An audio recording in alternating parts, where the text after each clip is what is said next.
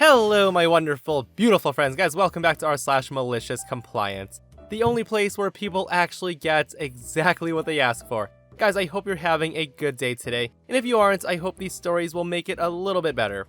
As always, I hope you enjoy them, so buckle up, relax, and do remember to hit that subscribe button for future tales. Guys, let's dive in.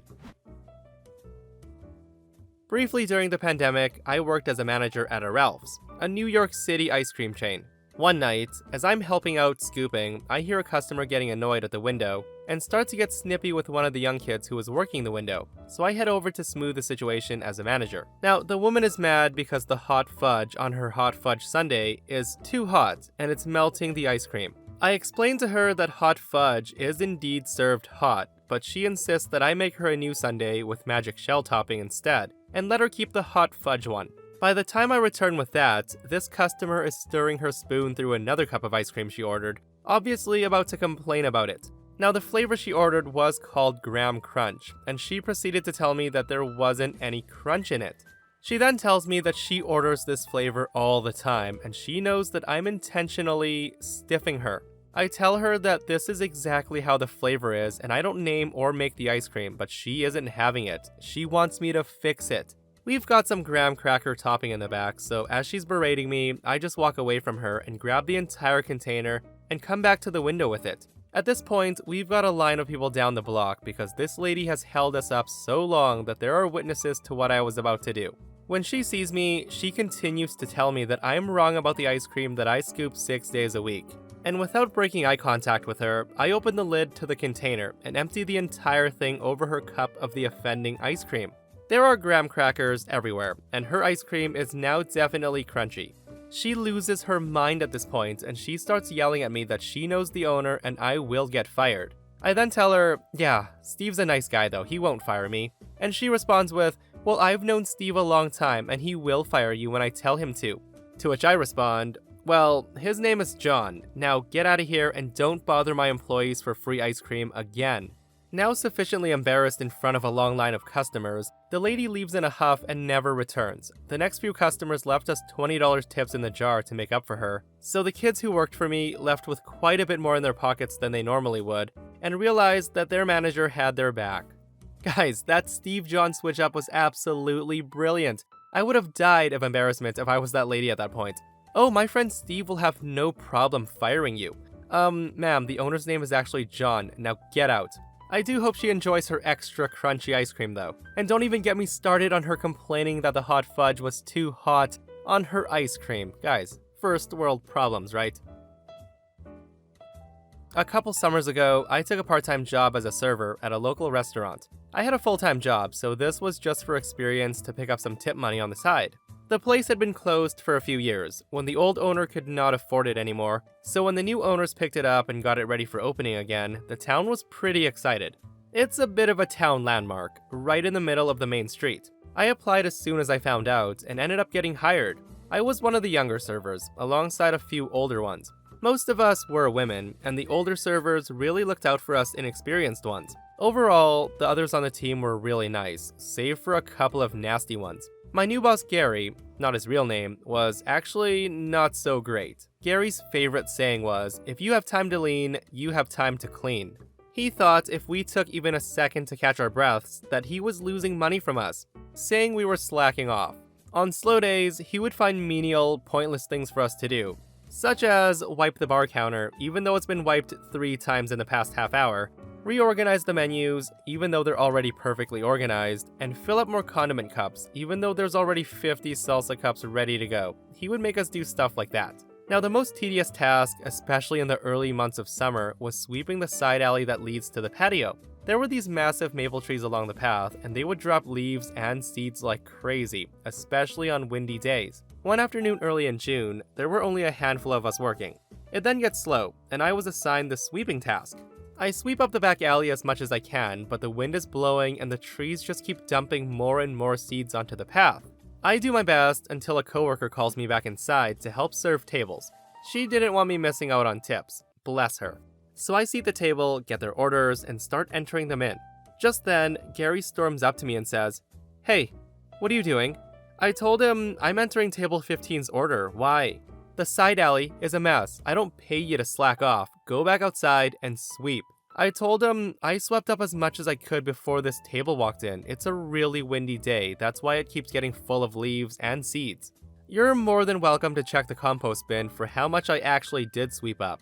Gary then tells me, no, I don't hire employees to have them leave things halfway done. You're gonna go back out there and finish your job. I want it to be spotless. Linda, not her real name, can take table 15. Gary then switched table 15 from my account to Linda's account. Linda and I got along great. She worked both as a server and a bartender and used to be a general manager with another restaurant chain. She decided to join this team after her retirement as a part-time hobby. She taught me a whole lot while I worked there, and I'm grateful to have met her. Linda tells me, I'll hang on to your share of the tips. It's best not to make Gary angry. I tell her he really wants me to make it spotless. Does he know how impossible that is? I'll have to be out there all shift. Now, that's when Linda gave me a smile and a wink, and then the light bulb turned on in my head. I still had 2 hours left in my shift, and it was gonna be right into dinner rush, so I grabbed the broom and dustpan and I got to work. I would sweep up as much as I could, but every so often, another strong breeze would come by and hundreds of more helicopter seeds would flutter to the ground, and I just kept going. At this point, dinner rush had come full swing, and the restaurant was really busy. A lineup soon began to form out the door. Linda was taking care of tables, but soon it became clear that the other servers needed someone else to deal with everyone. Linda let them know what was up, and most of them who tolerated Gary at his best and hated him at his worst understood. I kept on sweeping. Now, let me tell you, the task was never ending. I scooped up pile after pile after pile of leaves and seeds to no avail. After about an hour or so, the side door swings open to reveal a very angry, very red-faced Gary. Gary says, "Hey, why aren't you in there serving customers? What are you doing?" I then gesture at the alleyway, and as if the gods themselves had heard the malicious compliance brewing, another strong breeze shook more seeds onto the partially cleared alley right in front of Gary's face. The look on his face was priceless. Realizing what he told me to do, he then told me in a much quieter voice to please get back inside and start taking orders, as dinner rush has the place really busy. I then hand him the broom, and he began to sweep and sweep and sweep. The other servers and I had a good laugh about it inside, and I managed to make decent tips that night. Gary then realized that he couldn't exactly fire me for following his orders perfectly, and ended up being more relaxed about the side alley.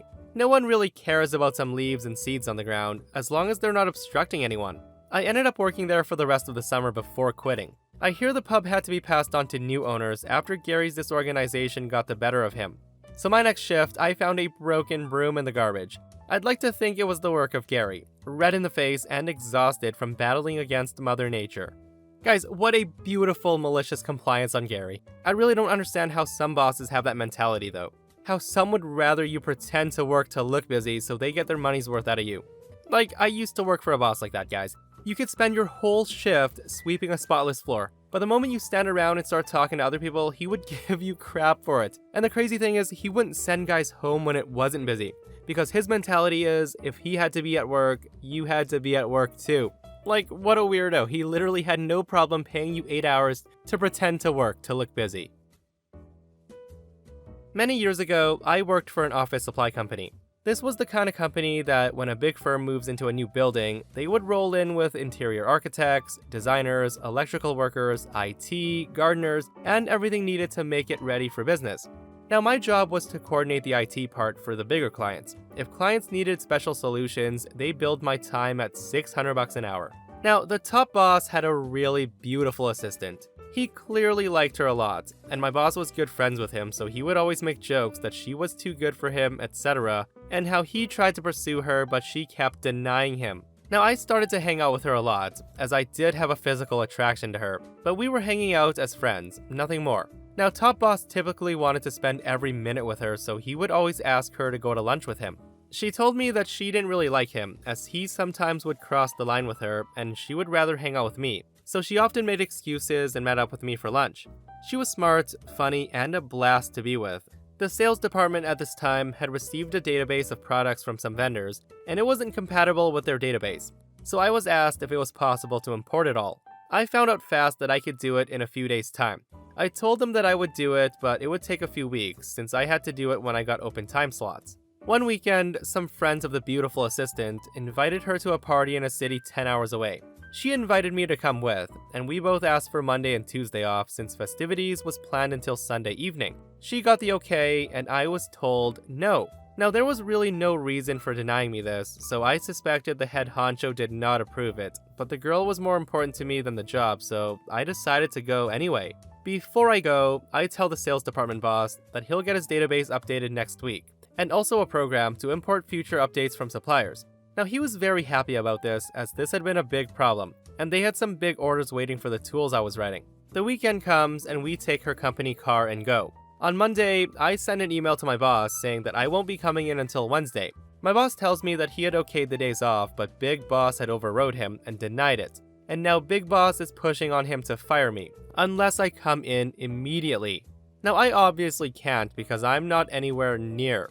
On Wednesday morning, I show up to work to find that my desk had been cleaned out, and I'm told the top boss gave the word to have me fired. There was no termination notice, no proper exit interview, nothing.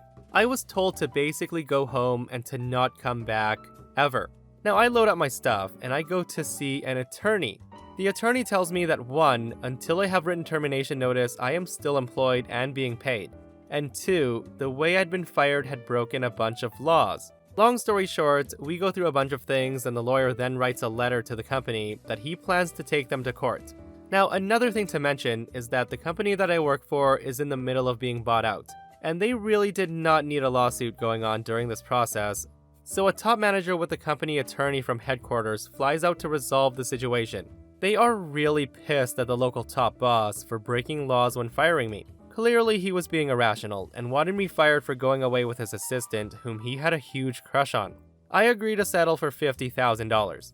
After the agreement is signed, the local big boss tells me that he never wants to see me or have me do any work for him, and this is where the malicious compliance comes in. When the sales department manager finds out that I was fired, he was quite upset.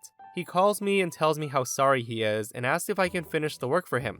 It wasn't much to do, and I would have finished it for free, but I tell him that I very much would like to, but the big boss had specifically told me that I could not do any work for him. So I could not, unless I got it in writing from the big boss that he retracted what he said and that he would allow me to be paid as a consultant. He tells me he'll talk to the big boss and then get back to me. It takes a long time, but after 2 days, I get the mail. I heard there had been some serious yelling at the meeting between the sales manager and the big boss. Anyway, they agreed, and I billed them 40 hours to finish the tools and set it up, and another 40 hours for the conversion, all at the usual rate of $600 an hour. After the merger went through, they restructured and the big boss was laid off.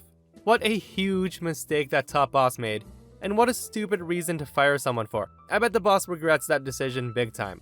So the funny thing is, OP comes into the comments and says that that relationship did not even work out between him and the assistant. So basically, he got a nice payday of almost $100,000 because a jealous boss decided to power trip because his crush was interested in another guy. Smooth move, sir. A few years back, I started my first job as a mechanic, and I was informed of a mandatory monthly kart race at the local track, which was promoted by my boss and the owner of the company.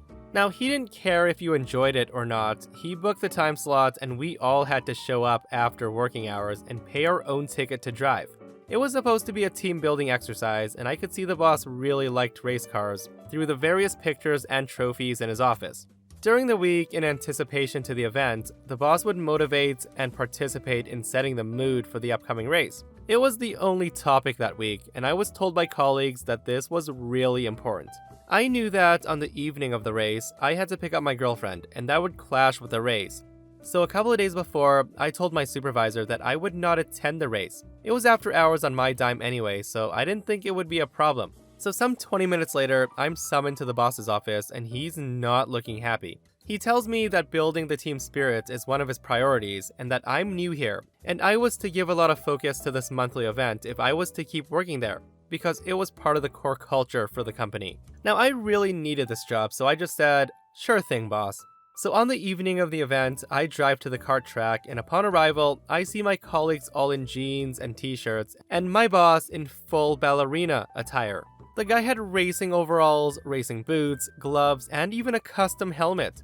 It then dawned on me that the reason for the event and why so much attention was given to it was that kart racing was his thing. With about 15 racers, I asked to start dead last. Now, Bossman listens to me talking and intervenes in front of everybody that we were there to race and not just drive around the track slowly. Up until that point, I wasn't really paying much attention, but I decided to comply and show how much of the core corporate culture was important to me. Starting from last, I proceeded to overtake all the other karts, including Bossman on the outside of a fast corner. I want to note that overtaking on the outside is often seen as a bold and arrogant move. After just a few more laps, I reached him again, and I was about to lap him, and he went to the pits and stepped out. I duly won the race, and as I left the track into the bar, someone tells me that the boss had left. At the bar, the topic of the evening was how I outraced everyone and how the boss, who had won all races since ever, was livid with my performance. Too bad for him. I guess I forgot to add to my resume that I used to race karts competitively as a kid, so I knew what I was doing and shattered his Ricky Bobby dreams. So after that, I was always courteously invited, but never again required to show up to his events. My friends, I love this so much. OP is my friggin' hero. Way to shut down a boss who pretty much thought you were too much of a chicken to race. I also love that OP was never required to show up at the races again. Like, only people who suck can race the big boss man, right? So recently, I quit my job at a convenience store. My 2 weeks were in, and it was my last day, minutes before the end of my shift. I notice a long line and jump on the register to help. 2 customers came to the register together, and one asks for cigars. Company policy and state law requires that I ID both customers. So I turn to grab the cigars after asking ID from both, and one of the customers leaves the store. Now, unfortunately, in this scenario, I can't finalize the sale until I see ID from both customers, regardless of if one leaves. Now, I tell the customer this, and he argues with me. The manager's on the register right next to me, so I explain that no, I need to see the ID or I can't sell age-restricted items. It's now 10:02. My shift officially ended at 10 o'clock, though we're not allowed to and encouraged to stay on the clock while there's a rush. The customer claims that he doesn't know the other guy, even though it was clear that they were together. Annoyed, but just wanting to get out of the interaction, I say, whatever, and set up the terminal to take his card. He then puts his card in, and the card reader asked, is this amount correct, or something of that nature. The customer accidentally hits no. Now, a lot of customers do this. They don't read and think the screen is asking if they want cash back. But if they hit no, it cancels the transaction. Usually, we would reset it, then walk them through to make sure they hit the right button. But then I think, what's gonna happen? It's my last day. I'm supposed to be clocked out. I don't care about this job. So I then say, okay, you hit no, so good night. I then put the cigars back, and then I clock out. The guy gives me a look that I will never forget to this day. So after clocking out, I mention it to the manager, who says the customer looked confused for a minute, and then just gave up and left. He was dumbfounded. Guys, I would have paid money to see the look on that guy's face at that moment. You hit no, so wrong answer, sir. Good night. Perfect way to handle that situation, in my opinion, guys. And that, my friends, brings us to another end of our /MaliciousCompliance. Guys, if you enjoyed the stories today, do hit that like button. And if you missed yesterday's episode on the channel, OP's new neighbor hates his trees and demands that he cut all of them down because it's blocking his view. Super entitled. Oh yeah, the trees are over 100 years old, so check it out if you haven't. And I'll see you guys in the next one. I love you.